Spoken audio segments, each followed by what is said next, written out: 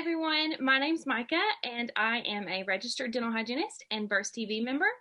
And today these lovely ladies have agreed to speak with me on the topic of working alone in the dental office. So I'm going to have them go around and introduce themselves and then we'll get started.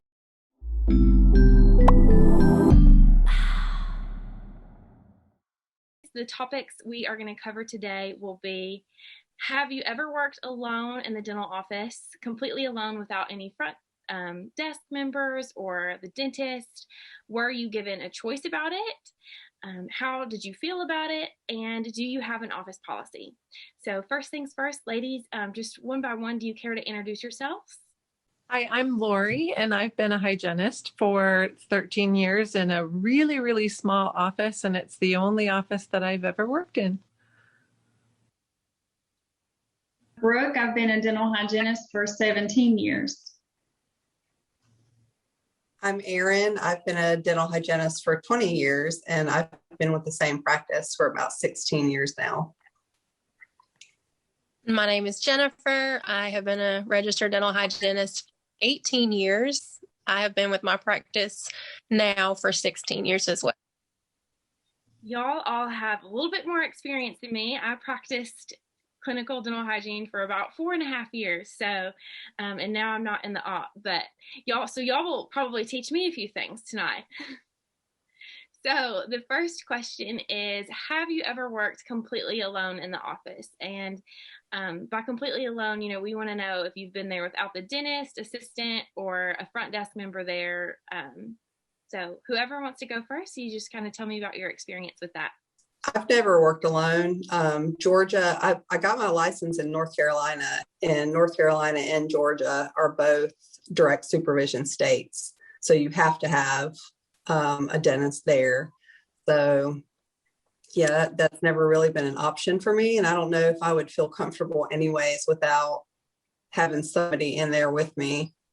Yeah. Like, period. Yeah. I'm in Georgia also, and actually in 2018, it did become effective that hygienists can work under direct supervision. So I have done it. I have worked without a dentist in the office. Okay. And were there like front desk staff there, or was it just you and the patient? There was someone at the front desk to check people in and out, and we have a form for the patients to sign, because they have to know there are a lot of stipulations to working under general supervision. And one of them is the patient has to be aware of that there is not a dentist. So we have a form that the patient has to fill out and make sure they're okay with just seeing the hygienist. So the front would handle that before they come to the back to me. Okay. Yeah. That's similar to Arkansas. So in Arkansas, where I'm at, I was reading over the Practice Act today, and I didn't see anything specifically that said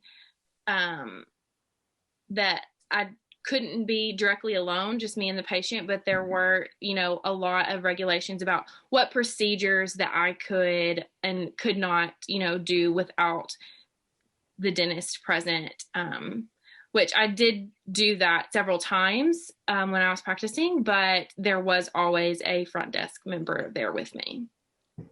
And my dentist us to be alone because of a safety issue as well. She didn't want me to be alone in the back and not have another person with me in the office just in case something did happen. So it was a safety concern too. Right. I've worked both ways, and I tend to do a lot by myself. Tennessee is where I practice. We can practice 14 business days without a supervising dentist. And as long as the dentist comes in for one day, that 14 days restarts. My dentist just recently had a blood clot that went to his intestines, and he was in ICU for a very long time. I worked my 14 days, and then we brought in a temporary dentist. And then, so he was in and out of the office. And then I've been alone a lot lately. We try to have a front desk. 9 times out of 10, there's a front desk, but there has been situations where the front desk has had to leave, and I've just been with a patient, but they always come to me and they say, I'm not going to be here between this time and this time. Are you comfortable doing it? And I usually make sure it's people like females and people that I personally know, so that I'm not there with someone that I don't feel comfortable with and we do have the same stipulation where the patient has to know up front. It does have to be someone in the office that has been seen by the dentist in the last 11 months. Mm-hmm. So in Indiana, we have what's called prescriptive supervision. So as long as the dentist writes a prescription and it is put in the chart within 45 days, within the previous 45 days, and that patient had a exam within the last 7 months, we can see patients in the office without a dentist being present. There does not have to be another person in the office with us. We typically have a front desk person. Just me and the front desk person would be there, and she would check them in and out. But we did talk about me maybe seeing patients alone. My dentist had some health issues as well, which was requiring her to be gone every day for a period of time in the morning. So there were a couple times where we thought I would be alone, but it didn't end up happening quite that way. I, like Brooke, I didn't want to be alone in the office unless it was with a female. So that was really the only concern I had, because our office is so small and we kind of know all of our patients pretty well. But still, I felt more comfortable just being with female patients only. Right. Yeah, that was kind of when I was thinking over this topic, thinking about being alone without anyone else in the office. My first concern is being just alone with the patient, because male or female, if something were to happen and they were upset about whatever it might be, it would just be your word against theirs without someone else there as a witness. So that was kind of the first thing that came to mind. And then also, I recently renewed my license, and so I'm freshly CPR certified and medical emergencies CE course. And so those things are at the forefront of my mind. And I'm thinking, well, I can't give CPR and call 911 at the same time, things like that I think about. It would be much better to have someone, in my opinion, there with you rather than just being alone with the patient in case something were to happen. So in that regard, is that kind of your same feelings about it, or do you feel confident being there, just you and a patient?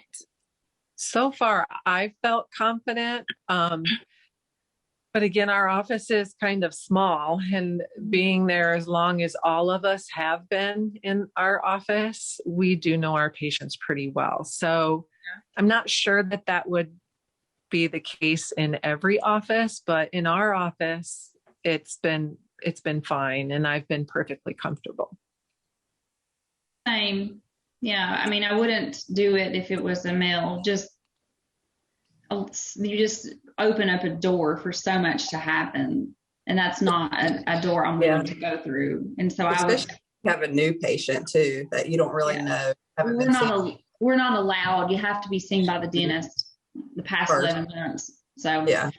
So that eliminates that. But yeah, I don't mind if it's a female, specifically someone I'm comfortable with. Mm-hmm.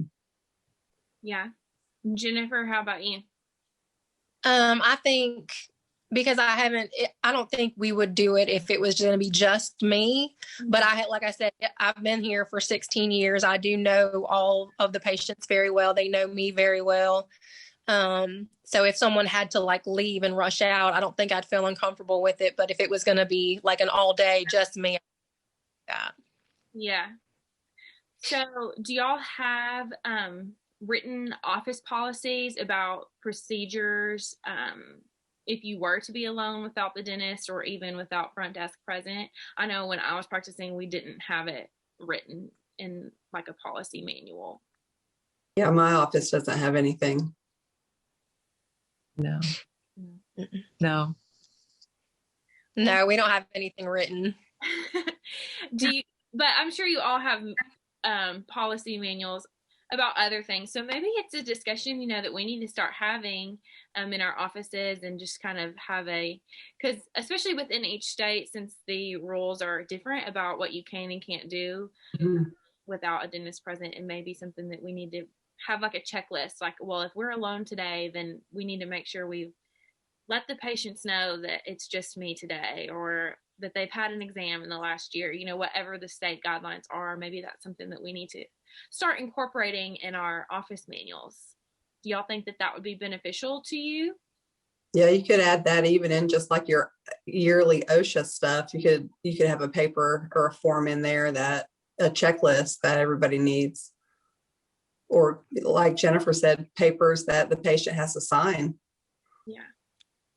I for sure think it would be helpful, because I just know in our office, we all get busy. And so if there's something there for us to look at to make sure that all of our T's are crossed and our I's are dotted, I think it would be really, really helpful. And we're all on the same page, because maybe I thought that the front desk person told the patient that, the doctor wasn't going to be there today, or it just would avoid misunderstandings, I think, or miscommunications.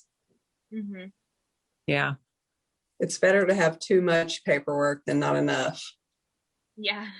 Okay, well, I think that we've pretty much covered it all. Thank y'all so much for meeting with me today. I know this is a quick discussion, but your opinions are valued. And if you are watching this segment of Burst TV and you found this topic to be interesting, please don't forget to hit the subscribe button, as we will be producing more content like this every week. Thank y'all.